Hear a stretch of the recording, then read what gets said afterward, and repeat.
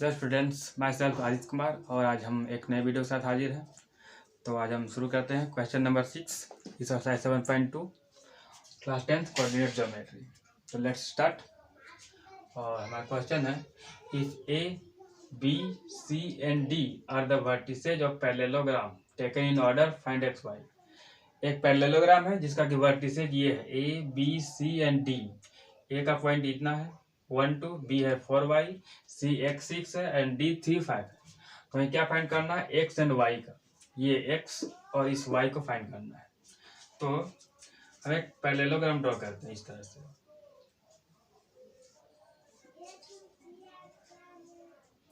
हमारा पैरेललोग्राम जिसमें से कि ए पॉइंट ये होगा 1 2, बी कितना 4 वाई और सी कितना है x 6 और डी हमारा 3 5। तो हम जानते हैं कि वर्टिसेज और पैरेललोग्राम ये सब दिया हुआ है मेरा। पैरेललोग्राम का जो डायगोनल होता है ये एसी डायगोनल और ये बीडी डायगोनल, ये दो डायगोनल है।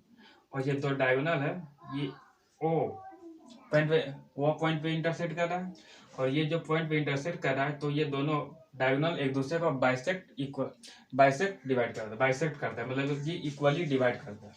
मतलब ये इक्वल है और ये इक्वल है। मतलब कि बीडी जो डायगोनल होगा एसी को बराबर इक्वली डिवाइड कर रहा है एंड एसी डायगोनल बीडी को। तो इसलिए हम लिख सकते हैं कि जो ओ है क्या है, बीडी और एसी दोनों का मिड पॉइंट है। इसलिए लिख सकते हैं mid point of AC equal to mid point of BD. अब हम मिड पॉइंट फॉर्मूला अप्लाई करेंगे। मिड पॉइंट ऑफ एसी, अगर एसी के लिए मिड पॉइंट अप्लाई करेंगे तो क्या होगा, x1 प्लस x2, जबकि 1 plus x by 2, x1 plus x2 by 2 होता है mid point formula. And y1 plus y2 by 2, तो 2 प्लस 6 बाई 2, ये हमारा y1 और y2 है 1 एंड 2। सेम उसी प्रकार मिड पॉइंट ऑफ बीडी के लिए भी लिख सकते हैं।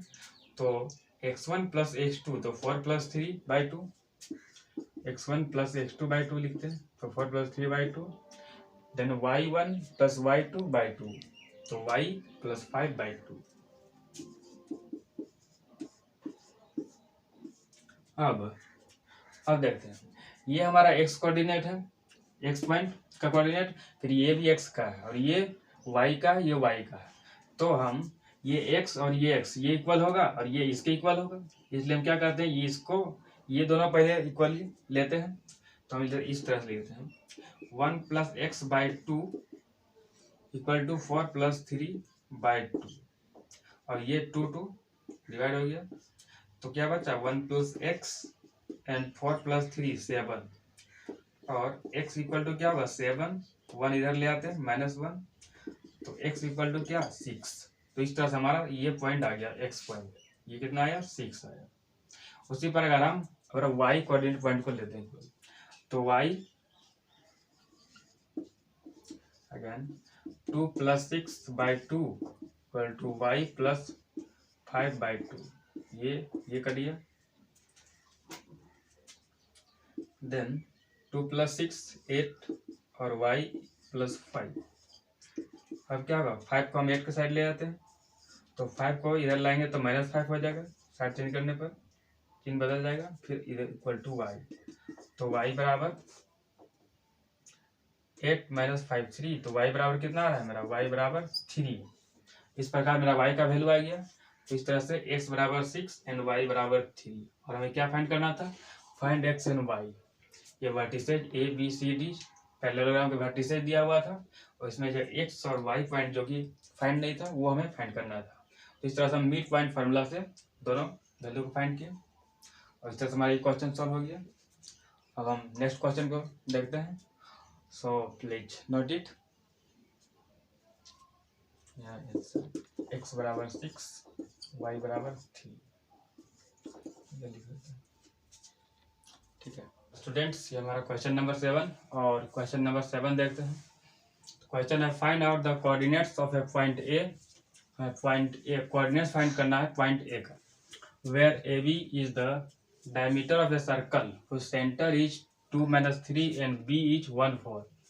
बोला है कि हमें ए पॉइंट का कोऑर्डिनेट्स फाइंड करना है, जिसमें कि ए बी क्या है, डायमीटर है सर्कल का, और सेंटर पॉइंट ये दिया हुआ है और एक बी पॉइंट ये दिया हुआ है। किसको सॉल्व करते हैं, लेते हैं जैसे कि ये सर्कल है हमारा इस तरह से, तो सर्कल की डायमीटर क्या ये है, ये ए पॉइंट ये बी पॉइंट, ये सेंटर पॉइंट क्या होगा ओ, और सेंटर पॉइंट कितना 2n-3 दिया हुआ है, 2-3, बी कितना 1-4, और ए पॉइंट जिसको कि फाइंड करना है ये हम x y ये मान लेते हैं। तो ये मिड पॉइंट, ये सेंटर जो है क्या है, ये मिड पॉइंट होगा इस ए बी का, इसलिए हम लिख सकते हैं mid point of A B, mid point of A B कितना है 2-3। तो mid point of A B के लिए हम क्या करते हैं, formula mid point formula apply कर सकते हैं। तो x1 + x2/2 and y1 + y2/2, और इस तरह से 2 इधर 2-3 हो गए। अब तो x1 हमारा क्या है ये है x, और x2 क्या होगा ये होगा 1, तो x + 1/2 एंड y1 + y2, तो y + 4 होगा, तो y + 4/2 2-3। अब हम देखते हैं कि ये हमारा x पॉइंट है, ये हमारा y पॉइंट है, उसी तरह ये x पॉइंट है, ये y पॉइंट है, तो ये इसके बराबर होगा और ये इसके बराबर होगा, x पॉइंट के बराबर होगा, और ये y पॉइंट इस y पॉइंट के बराबर होगा। तो हम x पॉइंट को पहले बराबर लेते हैं, तो x + 1/2 = 2, ये और ये इक्वल लिए, देन तो x + 1 और 2 × 4 क्रॉस मल्टीप्लाई होगा, तो ये 1 से मल्टीप्लाई है तो वही चीज आएगा, एंड 2 × 4, उसके बाद x 1 को 4 के साइड ले जाते हैं तो -1 हो जाएगा, और x = 4 में 1 3, तो हमारा ये x पॉइंट फाइंड हो गया। सेम हम इसी तरह y के लिए भी फाइंड कर सकते हैं। तो अगेन y + 4 = 4/2 = -3 होगा, तो y + 4 और 3 × 6 ये -6 हो जाएगा, देन y और -6 4 को हम -6 के साइड लाते हैं तो ये -4 हो जाएगा, और इस प्रकार y बराबर क्या हो जाएगा -10। तो इस तरह से हमारा x और y दोनों पॉइंट आ गया, ये ए पॉइंट का जो कोऑर्डिनेट पॉइंट था x और y इसका वैल्यू आ गया, लिख सकते हैं, इसलिए a xy = 3 - 10।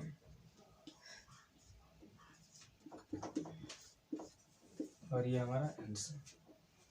तो इस तरह से हमारा ये क्वेश्चन सॉल्व हो गया। तो स्टूडेंट्स हम क्वेश्चन नंबर 8 देखते हैं। हमारा क्वेश्चन नंबर 8 है, if a and b are -2 and 2 - 4 respectively, find out the coordinates of p।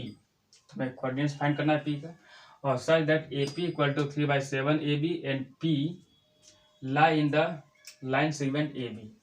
बोल रहा है कि a और b पॉइंट दिया हुआ है, a और b ये पॉइंट है मेरा, बोल रहा है कि उसके बाद बोल रहा है कि find out the coordinates of p का हमें कोऑर्डिनेट्स फाइंड करना है, और उसमें बोला है कि सच दैट इस प्रकार की AP जो है बराबर 3/7 × AB एंड P जो है lie in the line segment AB में लाई कर रहा है लाइन सेगमेंट। तो इसे देखते हैं, जैसे अगर ये AB है एक लाइन सेगमेंट, और A का पॉइंट हमारा ये है, B का पॉइंट ये है, A है -2, B कितना है 2 - 4, और P क्या बोला है कि AB में लाई कर रहा है। तो हमें P का कोऑर्डिनेट पॉइंट चाहिए, मतलब कि इसका x और y पॉइंट क्या होगा। तो हमें ये पॉइंट फाइंड कर लिए, P मतलब क्या AB को डिवाइड कर रहा है, तो ये डिवाइड कर रहा है किसी रेशियो में डिवाइड कर रहा हो m रेशियो में, तो हमें ये P पॉइंट फाइंड करने के लिए m/n फाइंड करना होगा। देखो दिया हुआ है गिवन AP = 3/7 AB, तो AP के लिए क्या कर सकते हैं, जो AB है AB को हम यहाँ पर लाएंगे, तो 3/7 बचेगा, 3/7 होगा। AP/AB इक्वल टू 3/7, मतलब AP बराबर 3, AB बराबर 7। लेकिन हमको चाहिए ये रेशियो, मतलब AP/PB वैल्यू चाहिए, ये चाहिए हमको। AP/PB क्या है, तो AP बराबर 3 तो ये फाइंड है, लेकिन हमको PB चाहिए। तो यहाँ देखते हैं AP, अगर हम ये AB है, AB में अगर AP घटाएंगे तो PB बचेगा, तो इसलिए हम क्या करते हैं AP सब्ट्रैक्ट कर देते हैं। तो 3 ये क्या हो जाएगा AB माइनस AP, तो AB कितना है 7 है और AP कितना है 3 है।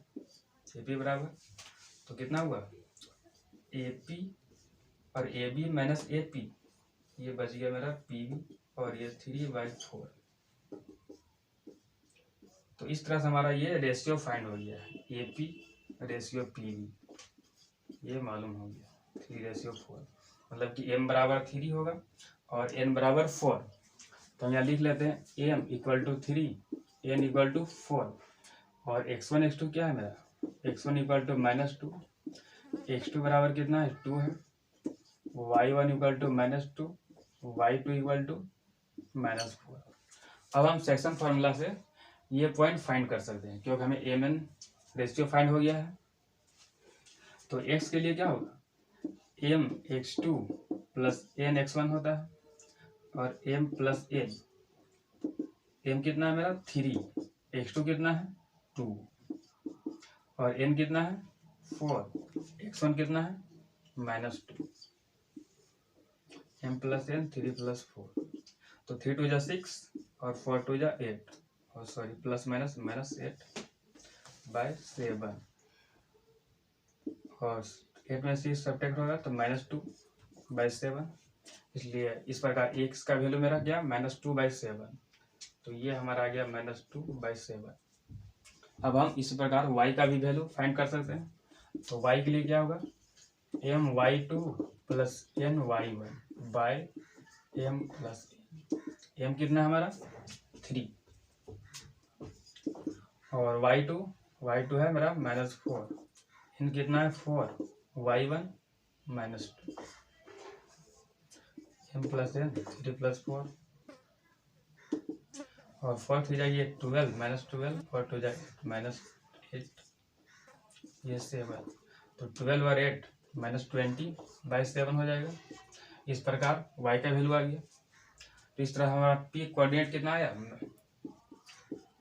p कोऑर्डिनेट जो पॉइंट है -2/7 एंड -20/7 हम लिख सकते हैं, इसलिए p -2/7 एंड 20/7, ये हमारा आंसर। और अब इस तरह से हमारा क्वेश्चन सॉल्व हो गया।